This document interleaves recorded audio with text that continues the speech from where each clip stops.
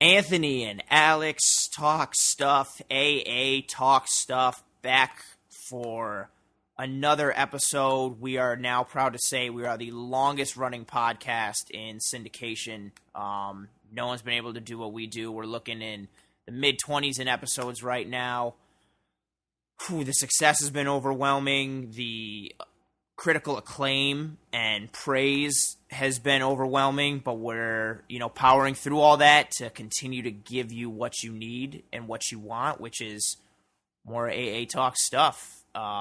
Big, I guess, kind of point in the sports world, wrestling world, UFC world going on right now, where we're after the quarter mark of football. Real football is starting to take a turn, and we're starting to see kind of what's real, what's not. Fantasy football, we're seeing what's real and what's not. Khabib jumped the cage to fight people in the crowd. The UFC event this past weekend after he choked out McGregor and then talked shit to him. I think he jumped the cage and then jumped into some people's hearts. That was very good. There's been...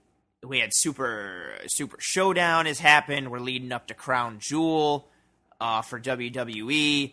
New Japan is leading up to Wrestle Kingdom. We're getting into the big time season for a lot of stuff. Basketball season is coming around the corner. The NHL has begun. We're in the midst of the MLB playoffs. Good Lord, there's some sensory overload going on, and I don't know where to begin.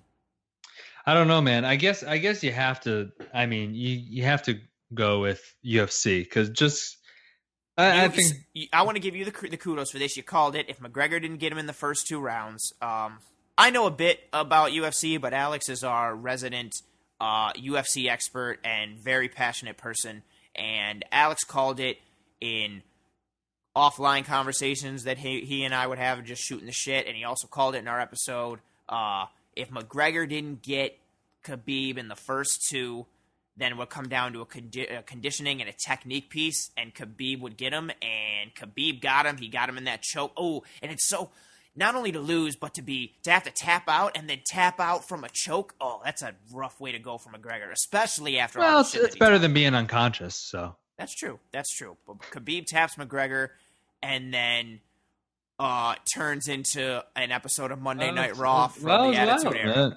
No, I mean, it kind of... I was trying to iterate. I don't know if I did because I really like Conor. Still do. It's not going to change. But this was like the best person he's fought, like overall, right? Yes. And I initially was like, you know what? I know he's like getting into his head like a little bit, but he's pretty like stoic as it is. So I was like, I don't think this is going to like really get to him like it got to Aldo, especially because the time wasn't, like Aldo was like 2 years of this or whatever going on. Yeah.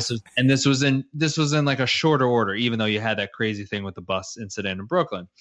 And so I was like, okay, I think he's going to go in. Like, he's like, oh, well, I don't give a fuck about that. Like, I'm just going to like do my thing. And his thing is like, it's fine. It's not going to like sell tickets. I don't think he's ever going to be the most popular UFC guy. I don't care how undefeated he is because I don't care what his record is. I mean, only because his style, right?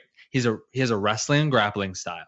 Not very flashy. It doesn't, it's not going to get yourself. It's not the Mike Tyson. It's not the Conor kind of thing where it's like, hey, we're knocking dudes out early in fights. And it's like, show me the money. Nobody's trying to watch these fights for technique. No one's trying to see a dude lay on another dude for like 5-6 minutes. I mean, it happens, but I'm just saying like, it's like not the most exciting thing. Correct. Really? Okay. You go in straight from the jump.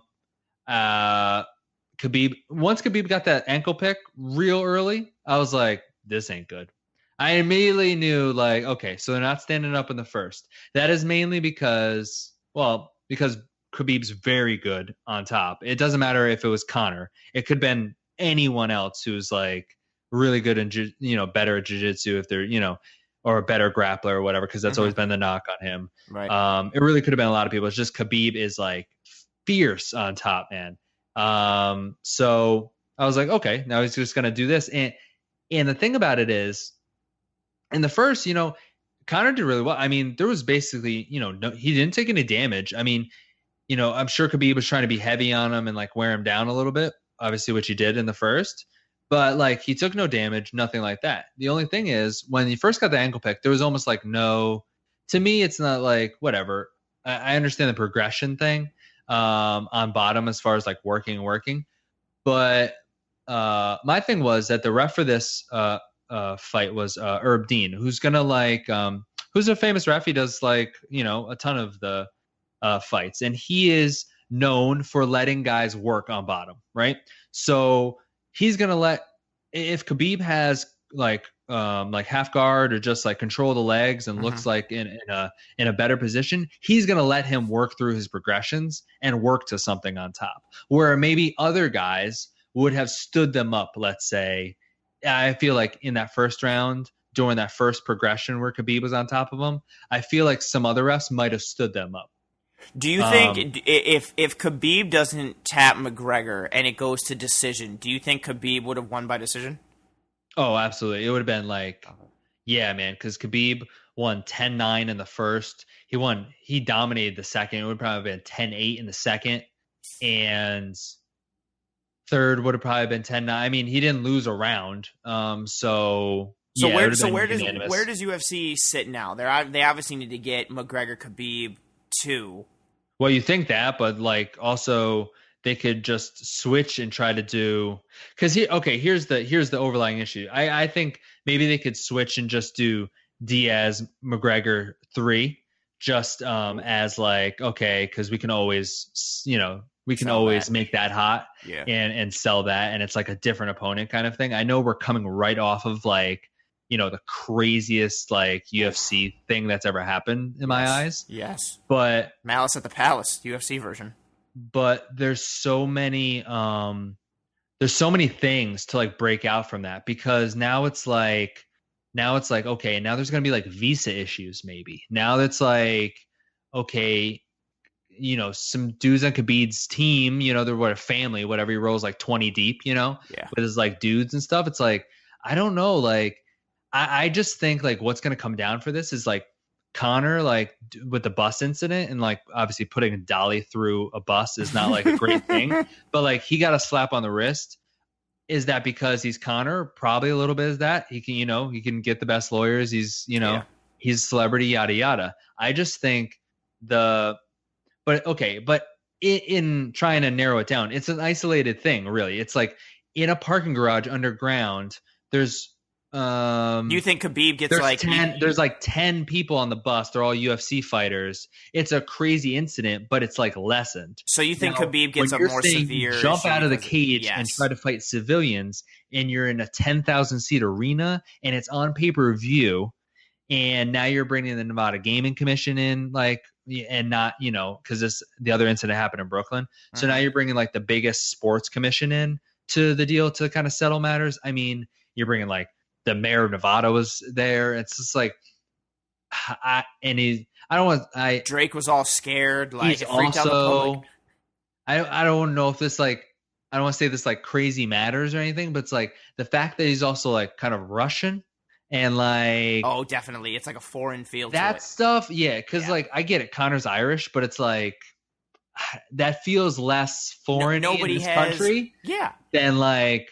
Than like Russia. WWE's entire platform that launched Hogan was like, Russia's evil. Watch Hogan beat it. I just think like he's gonna get like a hammer down. It's like as opposed to like what Conor got, and I'm wondering like what it's gonna be. I mean, I guess both guys are gonna take the belt from him, right? Both are gonna get punished, but I don't know what sort of But what happens if they're like, well, he can't like fight? He can't have a fight in Nevada for 5 years or something.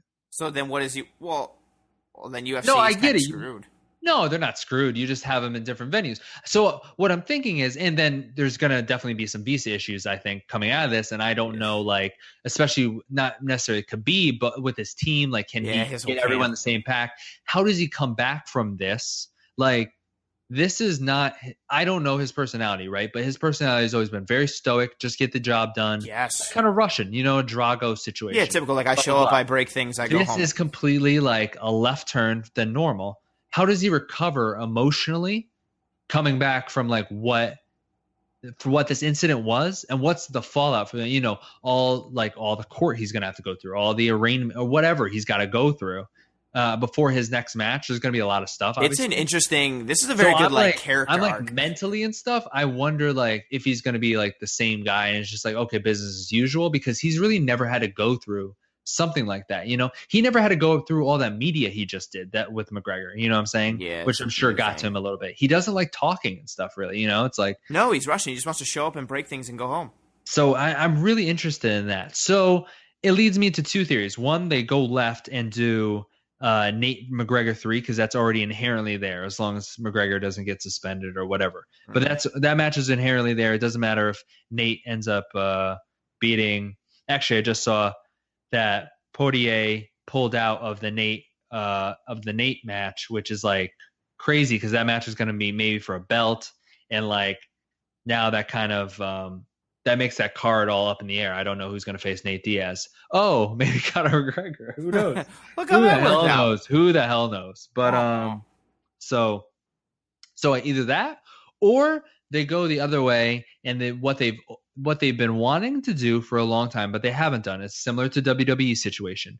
They don't run things in Europe, and that's mainly because they ran something in Australia one time with Ronda, but it's like they're still on the pay-per-view model, which makes more sense to me.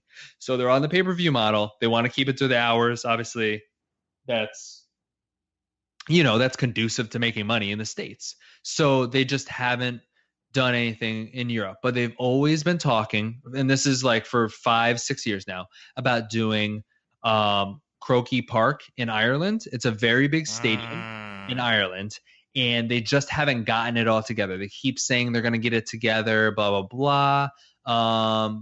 But everything hasn't come together. Oh my God, imagine if they had McGregor Khabib too in Ireland. Yeah, but he'd have to agree to the venue. But I'm saying if like Khabib's banned from the States, it sounds like a WWE that's what I'm saying. Banned from the States. The character arc and the storyline here is so fantastic. You can't write booking like this. It's fantastic. It's like if he was banned for some length of time, right? Then UFC on their end has the kind of inherent excuse like, oh, well, we can't run this in Vegas. Like, because it's like the fallback is always Vegas. It's easy. It's their home. It's like where they make the most money. It's like, Dana's from that boxing world. So it's like, it's the default. Yep, all the sponsors are here. All the big things are here. All the celebrities come. That's what I was saying. Like, they can do other venues in the States, but it's not Vegas. Right. So it's like, but if you say, okay, well, you can't come to Vegas, then it's like, okay, well, maybe we could finally make this huge, venue in Dublin work. And that would be, in my mind, that would be like crazy, and that would be like awesome if that's the route it ends up going. That would but be so awesome. this whole thing has been absolutely like ape shit. I was like, they need a Survivor Series match to like solve this thing. I don't know. It's like McGregor in his camp versus Khabib in his camp. That's what this is. Though wrestling, this is fantastic. It's wild. Oh, it's definitely wrestling, man. It was like, it's just wild, man. It's like there's no way. I mean, so McGregor didn't press charges, which is why they let like his dudes go. But it's like, dude, I don't know. Like, obviously, Conor talks a lot of shit. I don't know. He like gets under people's skin. That's what he does. It was nuts to see Khabib. That's what they do, man. That's like, I don't know. That's how the dude makes money. Khabib was so ready though. Like, it hit him as soon as he got that choke and he stood over McGregor and talked shit through the mouth. I was like, oh my God, I didn't think that he was going to be so. He was talking shit after every single round end. And the thing then on top of that is like Conor was cheating during a lot of the match, like by just a lot of like veteran-y things, kind of like, okay, so you, for the layperson who doesn't watch UFC but knows a little bit, explain some of those veteran-y things that he was doing. Okay, well, he would put his foot on the cage, but then wrap his toes in the cage, which gives you like more leverage. It's like an illegal move. Sneaky Irishman. He was throwing strikes before Khabib was like completely off his knees. That's like a no-no. I don't know. He was just doing like a bunch of like kind of ring general things. Sneaky, yeah, just kind of like sneaky kind of whatever things. And it's like, so he's kind of like cheating or whatever. And it's like, I don't know. It was just crazy. And I don't know, it was all off of that leg pick. Once the leg pick happened, I was like, this is not going to go well because he's going to sit on for 5 minutes and then he's got to come out in the second. He hasn't proved to me that he can come out in the second. Like, even though he was in pretty good shape in the second, I was like, I don't think there's any way you stop Khabib on the takedowns. Although I will say from Conor's end, the strategy they had to like, okay, get Khabib, if he wants to play that game where he's on top and like throwing stuff, get him tired. Like let him tire himself out, like a rope-a-dope situation. And Khabib is like one of the best conditioned guys I've ever seen in there. Him and like Kane in his prime, Kane Velasquez. I was gonna say Kane and the Undertaker. yeah. From So he's one of the best conditioned guys that I've seen. I've never seen him tired or whatever until this match. Like he was legitimately like, I've never seen him shoot and like not get things really.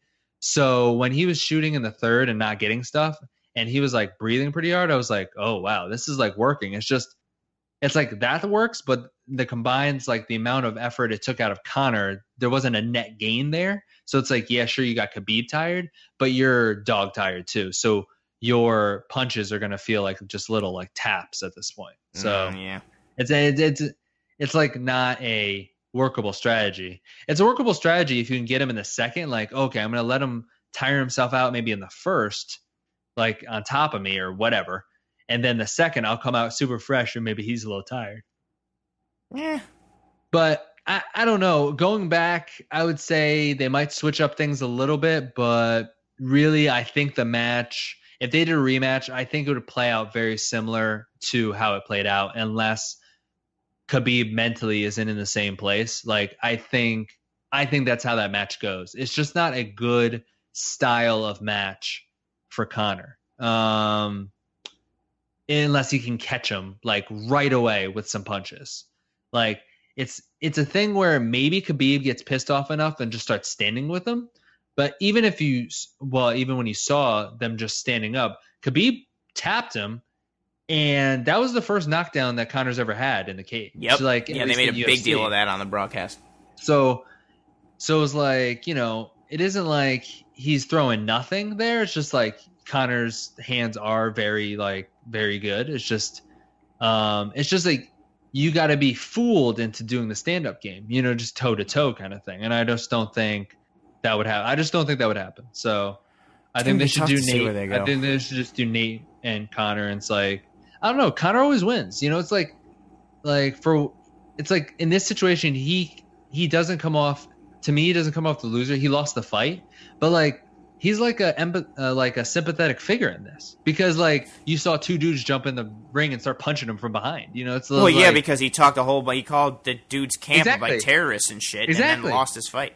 Yeah, I don't know if he's the sympathetic figure, but I think you can still make a case that people would still be like, he comes off better. Like I think he doesn't come off as a loser in this fight to me. It's like you went way above and beyond like what it was. It's like you got to understand what like fight promotion is. It's like they made the narrative by doing that. It's flipped the narrative a bit and has made it focus on something else. It definitely all the aftermath and extracurricular activity definitely helped like lend itself to the Conor camp and like not making it solely. It allowed the spotlight to be taken off of how bad the loss was, and it instead turned it into like more of a circus. So you don't have to focus that much on that, and definitely helped him a bit. I don't know if he comes off as sympathetic, but it's definitely better. It's definitely a better result than just being like, well, you got choked out by a dude you talk shit to and that's it. Yeah, so he's definitely in a better position than like. It's not ideal, but it's definitely better than if he would have just had a straight loss. Yeah, for sure. Like I think like if they just like stop it right there, Khabib raises his hands, it looks a lot worse for Conor than all the crazy shit that happened. It's gonna be interesting to see where they go, like with Diaz, like if they do the Diaz McGregor thing, if they fight Khabib McGregor again somewhere else in the States or somewhere out of the country, that would the out of the country one would be sick. Like Khabib going into enemy territory with the belt in Ireland would be like awesome. The buy rate likes it. It's already jumping off. That would be sick. It would be interesting to see where they go. I do you think UFC has had? We talked about this like in leading up to it, and we've said like UFC would want Conor to win to stay viable. Do you think even though even though Conor lost, is UFC like okay with this result or no? I think they're okay with it because they're not as okay with it as they would have been if Conor straight up won, though. Correct?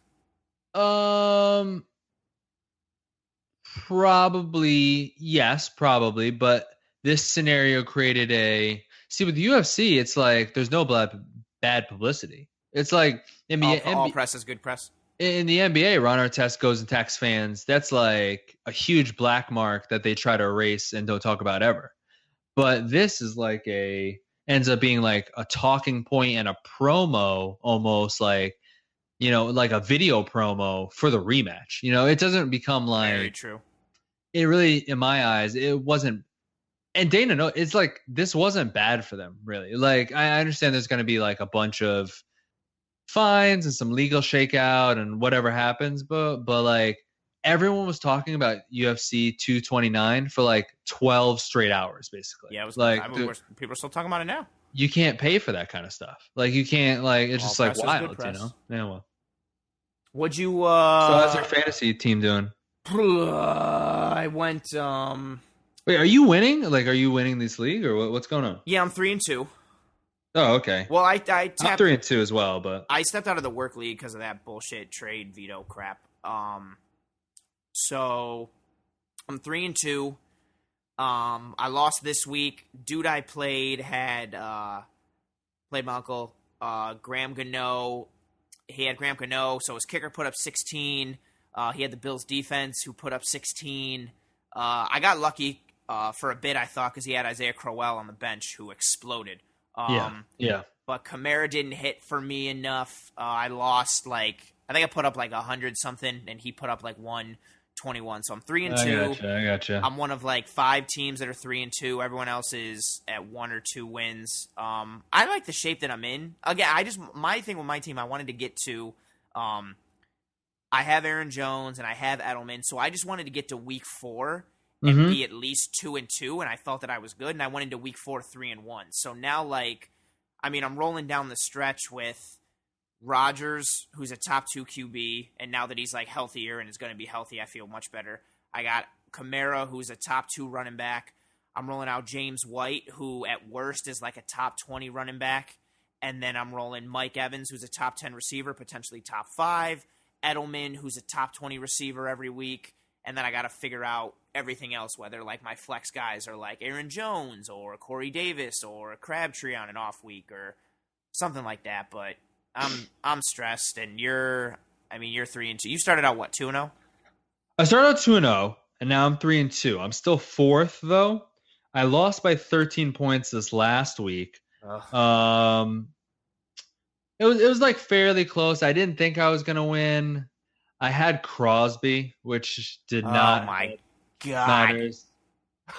Crosby, like what a. That was pretty brutal. Wow. I mean, I guess if it went the other way, he would have won me the match. But yeah. Yikes. Yeah. Well, I think right now I'm just struggling to. Like, my team's okay. Basically, what I did was I traded James White, which obviously right now doesn't seem great because he's like a top 10 running back. But I think over the course of the season, I think it might even out. I needed, because I didn't want the decision, because I have Gurley. Duh. Devontae Freeman coming back, so I'm not sure because their offense is heating up a little bit. Yep. Chris Thomas, who I always really liked. I know he's like a Thompson. little hot and cold. Right. Apparently, I don't like him that much. You never. Every time you ever mention Do I say Chris Thomas Thompson, all the time? No, you always flip like. There's always some like you'll say Thomas or you'll say a different first name. Like you always flip something in his name somehow. Jason Thomas. Love him. Big fan. Godfather of my child. There you go. No, and so I was like, oh, okay, I don't want to have to make a decision every week of like Freeman, Thompson, White, pick one, and then is the other one going to be the flex, or do I have Who'd you flip White for? I forgot. With all the trade proposals. I flipped White for Galladay. They were all for James White in some way. Yeah, it was always like White and this, Thompson for this. Well, the same thing with Thompson mine. or White. I mean, I got it. They both get crazy volume. James White is a better offense, but I was like, dude, he's got Rex Burkhead gonna come back at some point. He's got Edelman. Yeah, I think so. Coming back? I didn't think he was on season-ending IR, but I'm not sure. Okay, so I was like, okay, they have Michelle's heating up, right? And they have Edelman coming back, who I think is going to change the offense a little bit. And then if Gronk gets healthy, I just feel like they all can't eat a little bit. And so I felt like his shares would go down a little bit.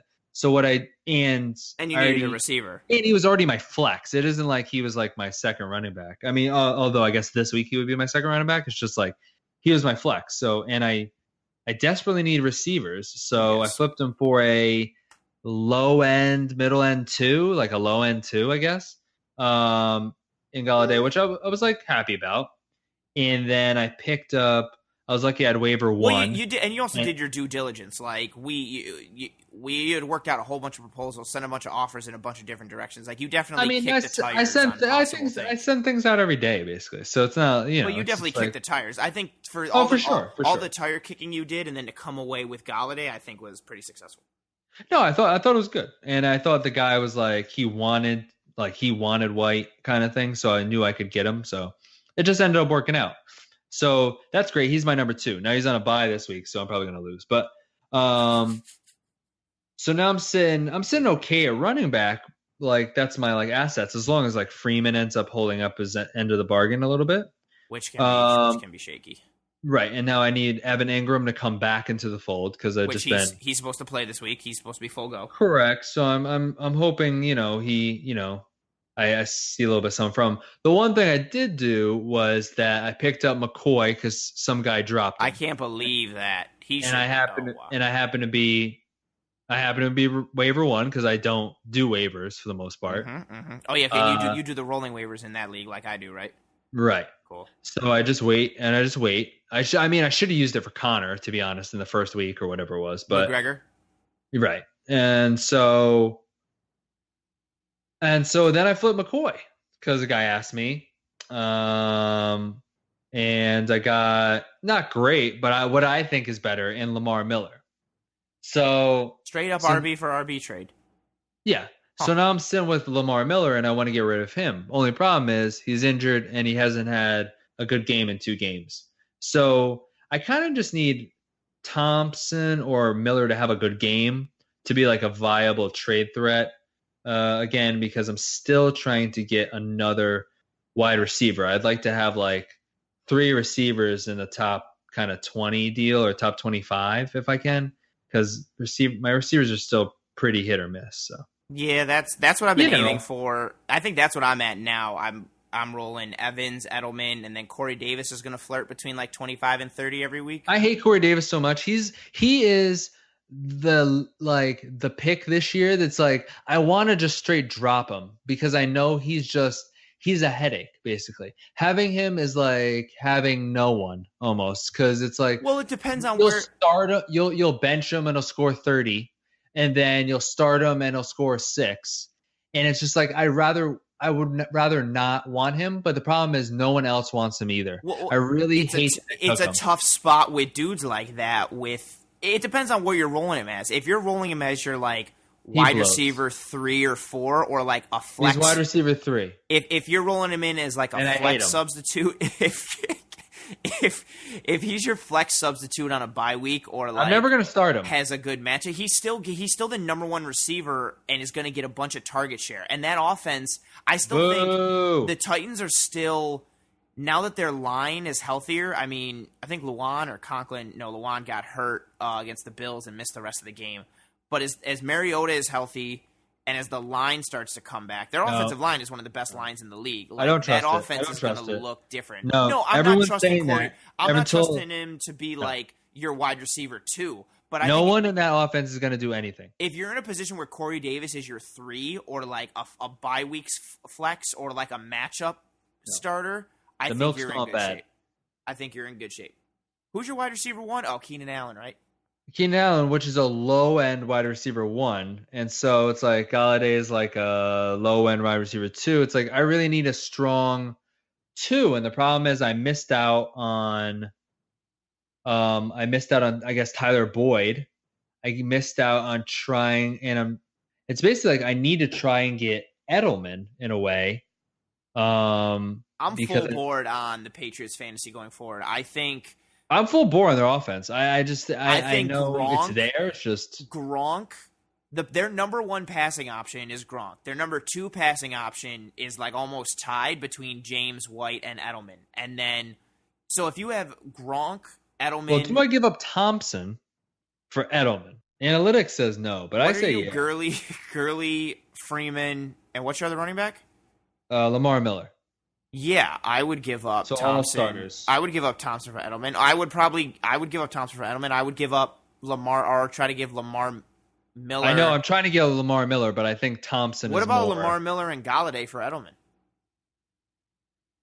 Because I want Galladay as my third. I want to get rid of Corey Davis's ass. So Corey Davis and Lamar Miller for Edelman. I don't think it'd bite. We'll see if someone will bite on that in some regard. I just think that with the matchups they got coming up, like that's why I have Edelman and Or White. T.Y. Hilton. I would like that too. Oh, that's solid. Because he's a little injured, Edelman and White, I have both, and I've gone back and forth on trying to be like, should I trade one? Should I keep one? Which one do I keep? Which one do I trade? But I think they might be like a Saints scenario from last year where it's like anybody on that offense does well. So I was like, fuck it. I'll keep them, I guess. Fantasies, it was everything this weekend went to. No, it's weird. I mean, you got to just try to get people when they're down. I'm never going to get Bell because people are going to, the Bell owners Dude, you got to gonna stay away from that.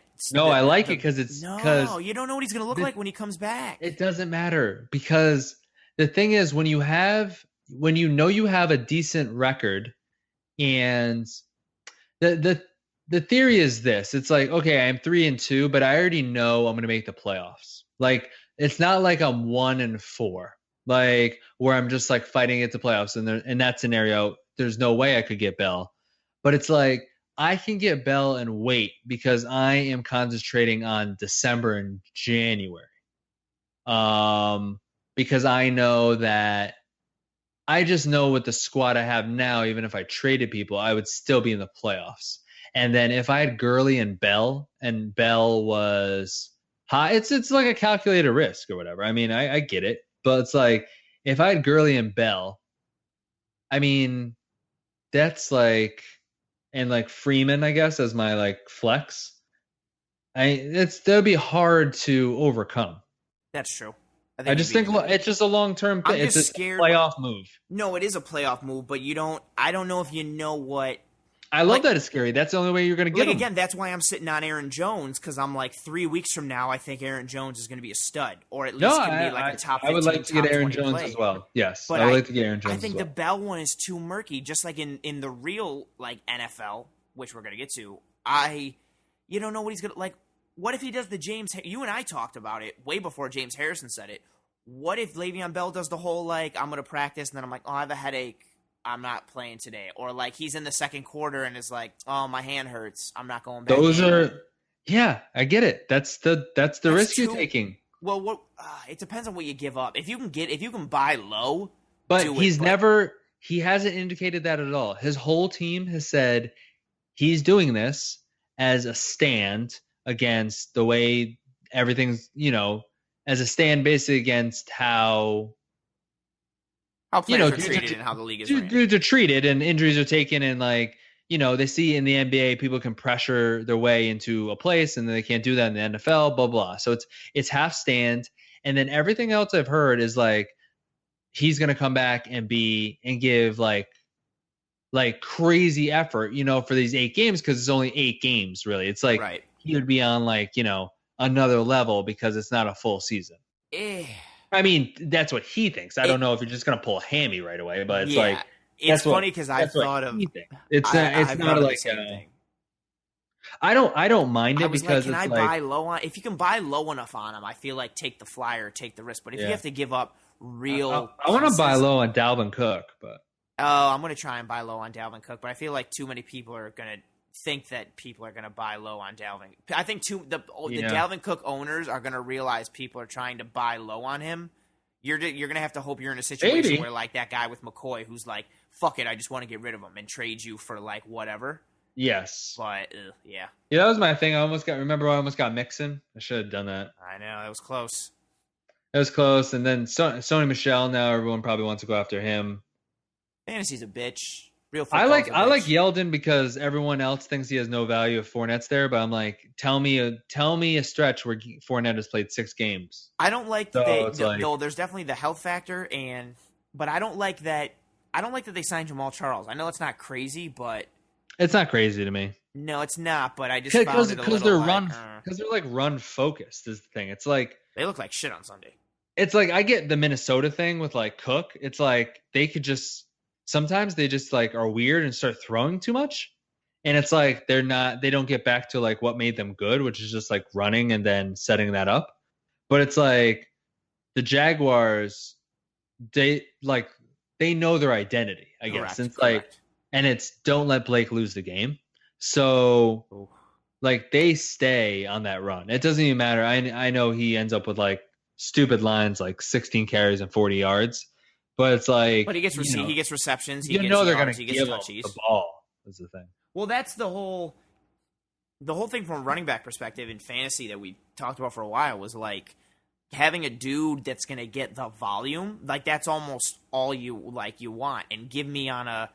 I mean, that's why I'm still rolling with James White and why he's done so well so far is just from a pure volume standpoint. Like knock on wood, like he's on the field a bunch, gets a ton of opportunities, gets a ton of looks. Like those dudes, like for the time that Fournette is out, TJ Yeldon is like the 1A and the 1B. I know Grant would like come in every once in a while to spell him, but the timeshare and the target share and the snap percentage, like TJ Yeldon is like has a monopoly on that. So if you could get him, boom. That's my same focus with Corey Davis. I know you hate him, and I'm sorry to bring up a person that you hate, but on that team now, like if you can get a number one guy on a team who's like going to get the targets and going to get the volume. I know it's like can be tough to predict, but I don't know if you're rolling with a dude at like your third receiver or fourth receiver or a flex or something who's like the number one option in a passing offense or running offense.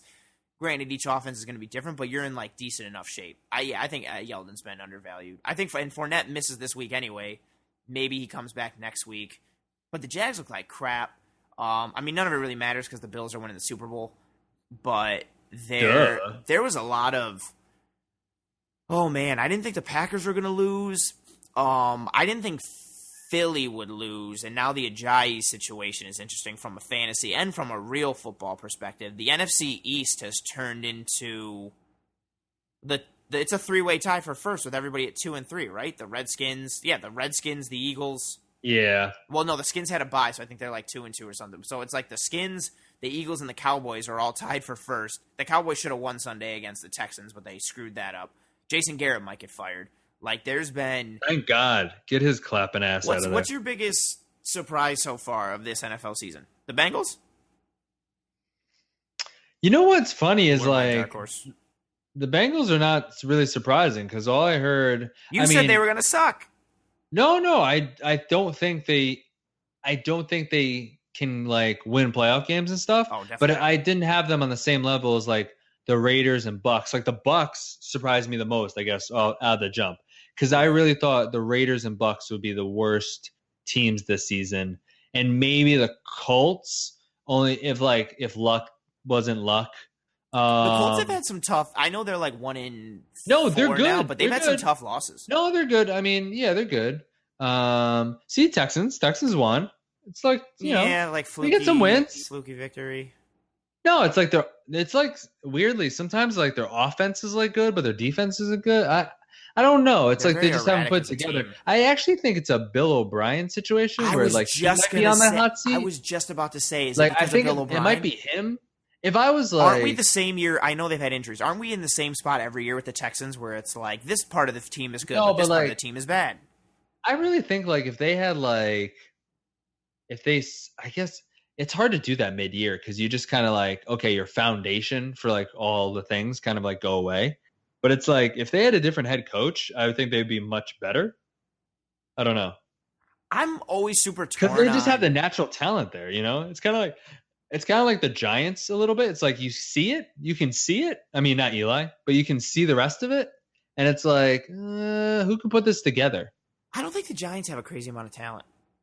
I think they have decent offensive talent. They have a decent line now, and then they have weapons. Like I think they have decent football talent on that team. Well, it's just like, can they harness? I think Odell plunges them into chaos. Like we talked about it, why we wouldn't give Odell the money that he signed for, and I feel like but that wasn't your decision. I mean, that's what was going to happen. To be fair, Pat Shurmur called me and was like, Anthony, what do you think? What do you think we should give Odell? Yeah, I don't. So what's your biggest surprise? Good or bad. Somebody could be worse than you thought or better than you thought. Anything. Team, player, anything. First 2 weeks of the Bucks was like what my about biggest right surprise. Right now, my biggest surprise of the season. I guess I really haven't given it much thought. I have my answer. I mean, I think, okay, you can go, because I think everybody's kind of where I thought they were. If you're saying like a surprise team, like I've actually heard for like, just because, I listen to like a lot of Bill Simmons and the Ringer podcasts and all them. Shout out. And yes, I love all their stuff. I'm currently listening to this Halloween podcast that they put out called Halloween Unmasked. It's like an 8-part series about like the movie Halloween and like all the everything around it since like the 40th anniversary. I was going to be like, is it about Thanksgiving? Right, exactly. Wait, is that about Arbor Day? I love how you pick Arbor. He's such a. So, and they had Simmons, to like his credit, they had been on the Bengals because they're like, they actually have like the raw talent, which is true. They do. I mentioned it in our NFL season preview episode that I thought the Bengals would be better than people gave them credit for. But I guess I also thought like Le'Veon would be playing by now. That's also true. So it's going to be interesting to see. They play Pittsburgh this weekend. So it's a very interesting matchup for them. I guess is like, the most surprising for me, because it hasn't always like been like a case or whatever, is like the Baker Browns stuff. Like that he's actually like I think he's like a really good quarterback. Like, and that they're like kind of a talented team. And like, it's like weird to think of a Browns team as like, oh wow, this is like, they're like decent. So, and they should have won more games than they've won already. Yeah, should have beat the Steelers in week 1.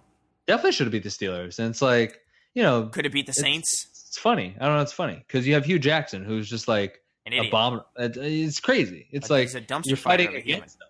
But in Baker, they trust. In Baker, they do trust. How you feel about your? Oh, we'll get into we'll go into that rookie quarterback. That's fine. It's about right.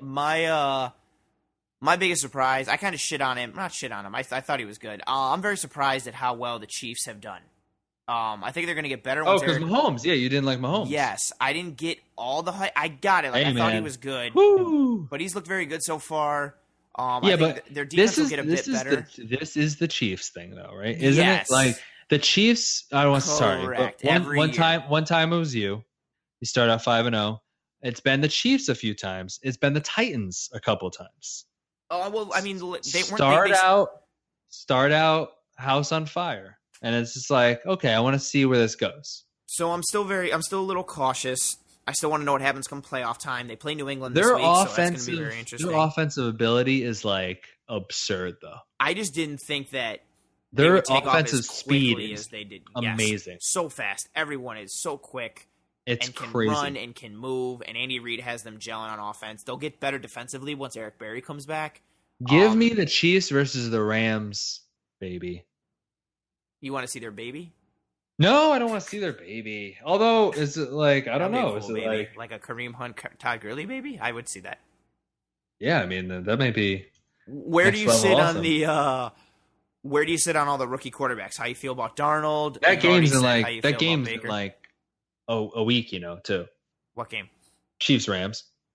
Oh, that's gonna be a very good game. Yeah, Chiefs Pats is the Sunday night game this week. So I know that's a very good game too. Yeah, so they have a Sunday night game, the Chiefs, and then they have the Monday night after that. Oh, that's a good follow. Oh, that's a good primetime stuff. Where do you Rams Chiefs? That's sick. You've already professed your love for Baker. How are you feeling about Darnold, Rosen, Josh Allen? I guess Lamar's a little different because he's not starting, but he's still playing a little bit. He's still in their like package situation or whatever it is. Yeah. I feel like Baker looks the strongest. He looks the most confident, kind of. Well, he was the most NFL ready right now. I don't know. I guess it's just Hugh being Hugh. I don't know why he didn't start from the jump, other than like you had to justify paying Tyrod in the offseason or something.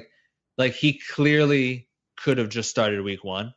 Yeah, especially because he was so, again, like NFL ready. No, he's there, man. He's there, and you That's saw it. Why I thought with them saw it in preseason too, but it's like, man, that his ball is like great. It's like, whew. That's why when the Browns got Tyrod, we were both like, well, they're either going to take Darnold or Allen and let him sit for a year. Yeah. And they took Baker, and he's looked good. And then I would say everybody else is like about where I would expect them at. What about Darnold? How comfortable are you feeling with him? I'm fine with him. I guess he's a little. I guess if your expectations were really high after the first game, he's kind of like a downer right now. But to me, we don't have a good team, and so it's gonna be like highs and lows. I thought like. And that's been his MO at USC. He's about where I expected him to be. It's like, I don't know. He's still like a rookie. He makes, he doesn't did that make at great. USC. He would kill it for a game and then be down one. Right. His consistency was his biggest thing. But you've seen the accuracy. You've seen. You see the throws though. Yes. You see the throws and like some of stuff like that, especially like. I guess he just wasn't throwing like downfield before this last game, really. Like, oh yeah, and then all of a sudden he just started chucking it up to Robbie. And Anderson. I guess all of a sudden he thought, oh yeah, I forgot I have Robbie Anderson. I guess who could just. It was almost as if he like went to the sideline and like Josh McCown was like, you can throw deep if you want. He was like, what? That's illegal. Almost, yeah. It was like weird, but I guess like running for 200 yards kind of opens up like longer That's passes. True. That'll help the passing game a bit. So I mean, it's a little both there. We don't have a great offensive line, so it's like, if the run game is not going, then you could just, then maybe you don't need to stuff the box, and it's like now he's got to read a bunch of coverages. Now it's just like rookie things. Did you see Rosen's throw to Christian Kirk for that touchdown? I didn't. I mean, I heard about it. I didn't see it. Gorgeous. So, yeah. What are your thoughts on him so far? I think he's doing okay. I mean, that team, that's in that kind of grouping of teams that I have that the 5 worst teams kind of. Not great. So, for him to be doing pretty good, especially with Kirk. I mean, fantasy football pickup of the week guy. Yeah, I think that's going all right. You can't really expect much from the card. I mean, obviously the reason these guys are on the teams are because the teams are atrocious. So it's a special case with the Browns because they were bad with already good players on the team, like some yes. good players on the team. So it's like they had to go above and beyond a little bit to like be that bad, I'm scared to ask this one. Weird. Save the best for last, I guess. Though. No, I mean, no. What do you think about him? I'm going to put him in the class. Savior, right? I'm going to put him in the class with all the other rookies and go from there. I think Baker was the most NFL ready, and I think he's looked good. I also think he has the best supporting cast around him of all the rookie quarterbacks. Oh, of course, man. If you have if you're throwing a Jarvis Landry and you could hand it off to, I mean, Hyde's look pretty good. Duke Johnson, the fact that they don't even really use Duke Johnson, and he was very viable as a real player. Great. Their offense is good. They have pieces, and he's the most NFL ready, so I think he's looked good. I think Darnold has looked good. Darnold was the best quarterback to me coming out of this class, in terms of who I thought would be the best in 5 years from now.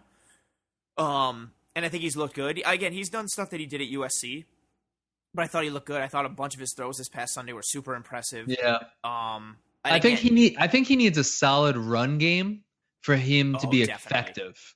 You can say that about every quarterback, but say Breeze. Breeze doesn't need a run game to be effective. But Darnold's not. Darnold's Manning, not that QB. But Darnold's not that. They're QB not those guys. Yeah, he's not those times. guys. No, correct. But I liked where he's at. Again, up and down, but that's been his MO so far. And the team as a whole isn't, you guys aren't bad, but you're not like great or good. So that consistency is gonna be there. That inconsistency is going to be consistent. Rosen, I don't think he's looked very good. Like, I thought he should have done better against the Niners than he did. Like, he only completed like 10 passes. Like, he didn't look good. Their whole team is a dumpster fire, though. I don't understand why they're not giving David Johnson the ball like 1,000 times a game. They're not even having him run routes. So the Cardinals are stupid and they suck. So whatever. Wow, Allen, and they just pissed me off. Like, just give the ball to David Johnson. I don't understand. I told you this was going to happen. Didn't I tell you? You thought he would still get the volume that they were just going to. No, I did not. That they were just going to be no, shitty. I did not. I told you they were going to have a change of. They had a change of structure, and the thing is, when you draft a quarterback like that, it's like you have to kind of change your organizational thinking. Yeah, but they were still doing it with Bradford on the field. You can change your organizational thinking. It's just the play. I'm just saying I was right on David Johnson. The play calling has just been bad. Like, it's so bad for the Cardinals. And they're not a terribly untalented team, so I don't get how they fell off this hard. Bad coaching. Josh Allen, oof. I think he has the worst supporting cast of everyone. I'm happy with him so far. I think I like that he makes his progressions and his reads, and he gets through stuff. I think his accuracy has been better than advertised.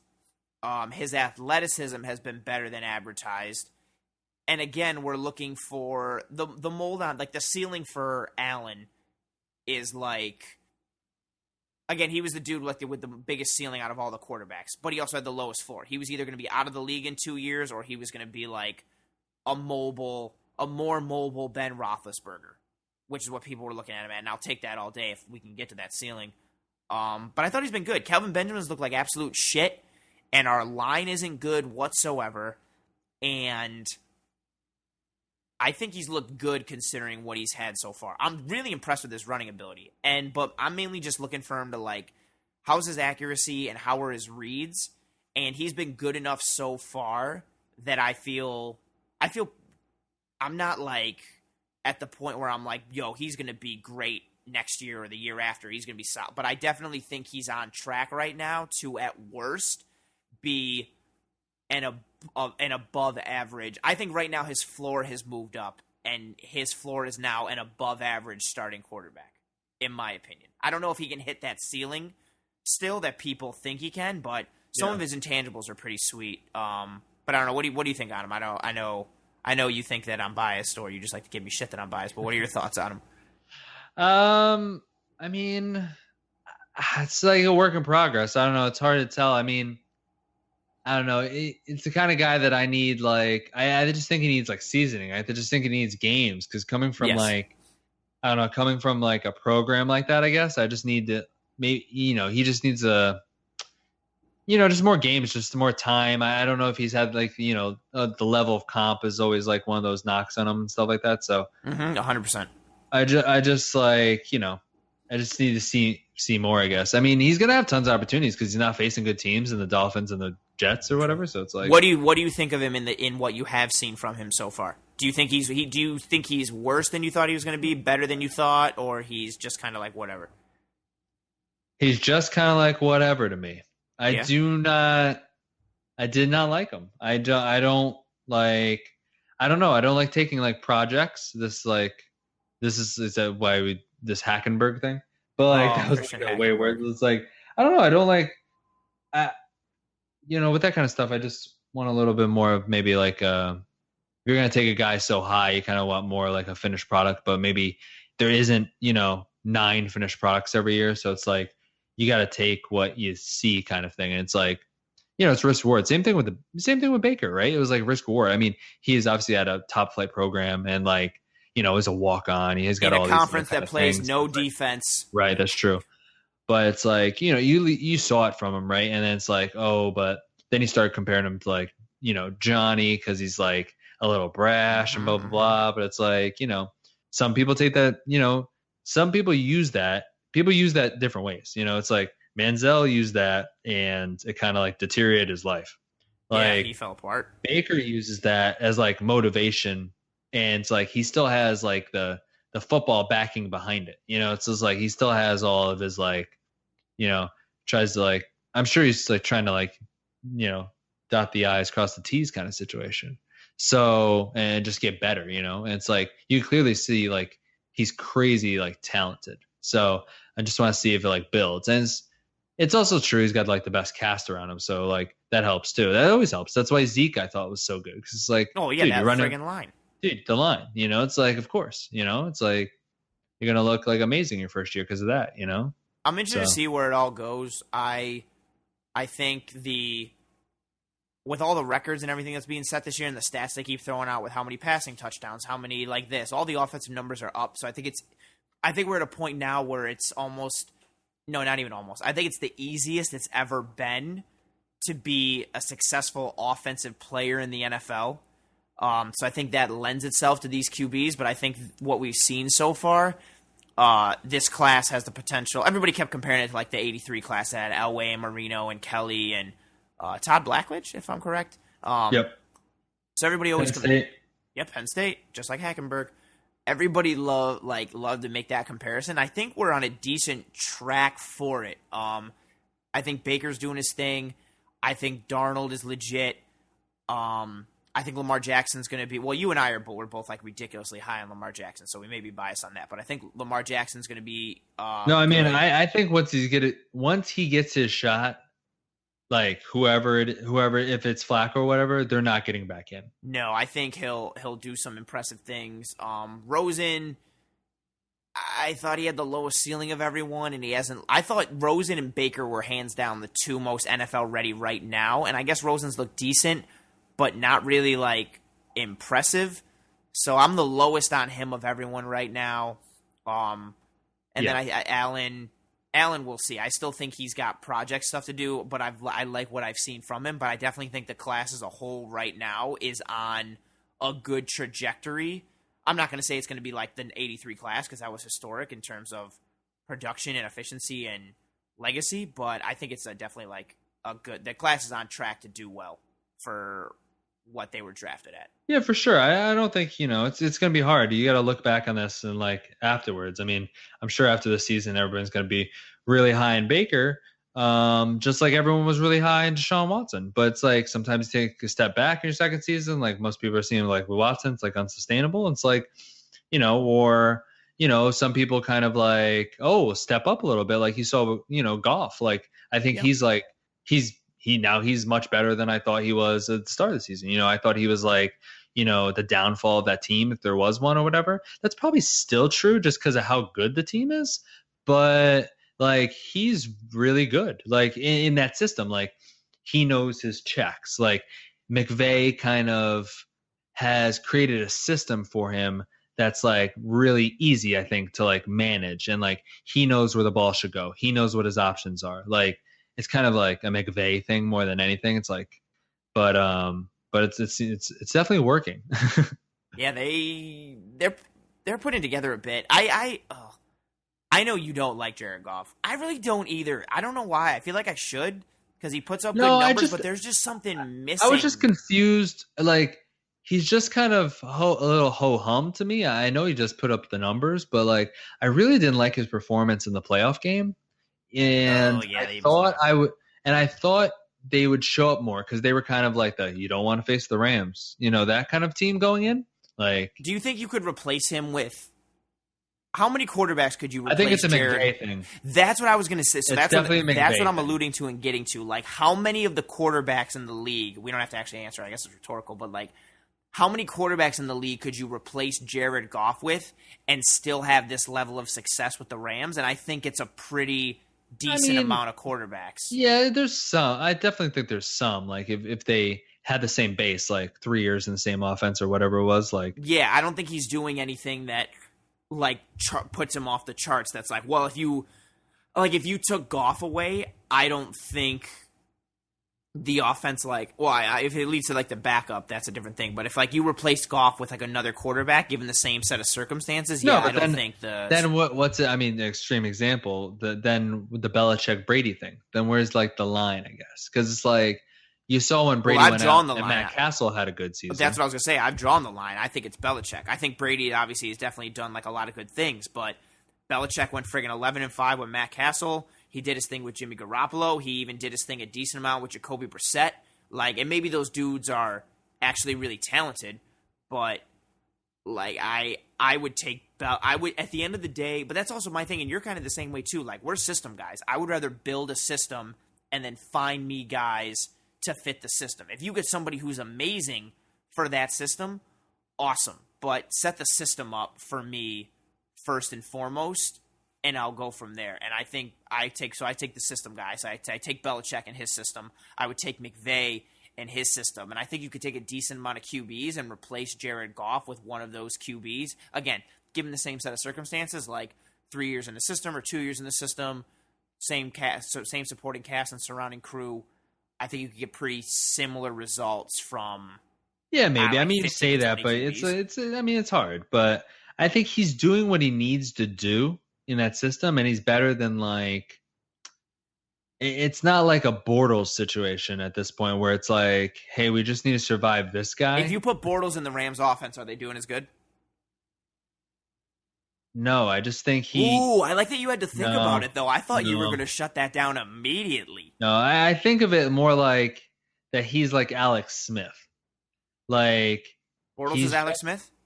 No, Goff. Oh, Goff is Alex Smith. That was my next person. It's just like solid. You know, it's just not like, okay, it doesn't turn the ball over. Not going to do anything super exciting, but it's like he's not going to lose you football games. Right. Where it's like, Bortles sometimes will lose you football games.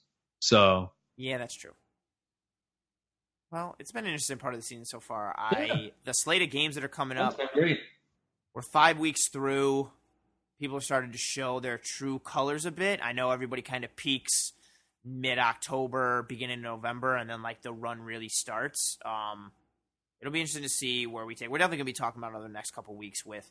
The AFC West is kind of taking shape a bit. The wild card situation for the entire AFC is murky. The NFC East crown is murky. The NFC South looks to be literally only a two horse race at this point. But like Carolina has looked good. New Orleans has looked fantastic. The NFC North turned into less than what we thought it was. There's the never-ending debate between you and I over who's going to win the AFC South, so it'll be interesting as we continue to roll along. Hey, I'm just saying, the Texans are not out of it. No, they're definitely not out of it. The Jags have definitely left that door open, 100%. Yeah, and I know the Titans are winning somehow, but not to the Bills, baby. They're not good either. Like they're going to turn it around. It's just funny because like the AFC North is like very good. You know, it's like. But yes, from top to bottom, and especially now the Steelers are going to turn it. The Bengals, I think, come back to earth a little bit. The Steelers regress, even though this is kind of an oxymoron, but regress positively towards the mean, and they pick it up a little bit. The Ravens got some dudes back from suspension, mainly Jimmy Smith. They're going to start to turn it a bit. The Browns have proven to be. Yeah, that AFC North is going to be a friggin' dogfight for the rest of the year. Yeah. And I think it'll be interesting to see what happens in the NFC North too. I just don't think. Oh God, yeah. For me, the Bears. I just don't know how. I don't get it. I guess I don't think they're a good football team. So I don't. No, I think they're living on borrowed time right now. I was just like, I guess you're just winning because Khalil Mack just decided to be like Thanos. This is just making that's fucking funny. This is also making your boy John Gruden look absolutely terrible. Dude, he's horrible. He's horrible. He's the worst. Like you saw, that's why I so wanted the Jets to get him, but I understood like the price you have to pay. You saw like this looks great now, but the price that the Bears had to pay to get him is still too much. Oh yeah, it's crazy. We discussed it in detail in a previous episode. You can't do that. I would love to see him just killing people on the Jets because that was like one of the teams in play. But it's just like 2-1s. I mean, come on, and that contract. No dice. You're really needing to hope if you're the Bears, Mitchell Trubisky better be the truth because you're locked to Mac, and if you got to go a different direction, you don't even have first round picks, man. That's what I'm saying. So what the fuck? So they need so much on. They still need so much on offense in my mind. Like Okay, you have Allen Robinson and stuff, but I still think you need like another like really viable receiver because I think Allen Robinson's like a Well, 2. they're banking on Anthony Miller like progressing, and Well, so then you're rolling with I like mean, I get it. Robinson. Howard and Cohen, like I don't mind Trey that. I like Burton's a that, but good it's like tight end. I get it, but you can't. I don't think you can really improve your lines greatly, like without the ones. Like this is what if you had the ones, let's say, and you had all these pieces in place, and there wasn't a wide receiver out there, let's say, you'd probably be trying to improve your offensive line or your defensive line. Yes. Like, and now they're not going to be able to do that. So it's like, I don't know. Still don't like it. I think they're living on borrowed time. I'm not a huge buyer for Trubisky right now. Me too, because the Vikings will figure it out. I think. Yeah, Zimmer's going to coach them up. They turn it around. Yeah. I mean, enough that they'll be second in the North at worst, I think. Yeah, at worst. And Rodgers still looked really good on one leg, and he's gotten healthier each week. And they play the Niners this week and then have a bye. I anticipate him coming off that bye and being kind of in really good shape and no worse for wear. And they've had so many dudes banged up. Like Adams isn't healthy. Cobb missed 2 games. Geronimo Allison hasn't been cleared because of concussion stuff. Aaron Jones just came back. I feel like 5-6 weeks from now, the Vikings and the Packers are rolling or in very good shape, and the Bears have, kind of stopped living on borrowed time a bit. You know what's a good scenario just offhand? The Falcons should just tank, in my mind, because and then get like Ed Oliver or Bosa. Well, here's the thing, right? Yes, basically, because you need to get better on defense, right? And then you could say like, well, Mike Smith, he got to the Super Bowl. What's the difference here? Oh, let's get rid of Sarkisian, so you can get rid of somebody. Dan Quinn is that coach. Oh, sorry, Dan Quinn. I did this thing. You know why? You're why right. I'm keyed up to it is because I don't know if I had like a. He was a coach, right? He 100% He was a coach, right? Yes, he was. Was he their coach ever? Yeah, he was their coach for like the when they lost in the NFC, they lost in the playoffs to like the 49ers and the Seahawks and like all that stuff. Right, but I did the same thing. I was watching Dan Quinn. I was watching some of that game on Sunday and I was like, "Where's Mike Smith?" And I was like, "Oh shit." Yeah, so Dan Quinn, he hasn't been there a while. He's still, he went to the Super Bowl. It's like, what's the difference here? Okay, if we wanted to get rid of somebody like as a sacrificial lamb, we could just get rid of Sarkisian, say if they go, if they completely tank and get the first pick. Right. And then you get a stud on defense, which is what they need. They need nothing on offense. So it's like, well, I don't know, why not? Like, I don't know. That's NBA mentality, but it's just like. Because they're already not that things can't happen, but they're they're 1-4. out. They're dead in the water. They're out, man. So they're out because they have to face the other people in those division, not the Bucks or stuff. Yeah. But it's like it's just the road is too hard. I know they played everyone close. I know the Saints game was really close. The Panthers, like they play them tough every time they play. But yeah, they're dead in the water for all intents and purposes. And then they still gotta. I'm not saying like anything can't happen, but they still gotta play. God, I'm just going through their beginning. They lost in the last minute to New Orleans. Lost in the last minute to Cincinnati. They lost that opening night game. Oh, they could easily be like 4-1 or 5-0. Oh, that sucks.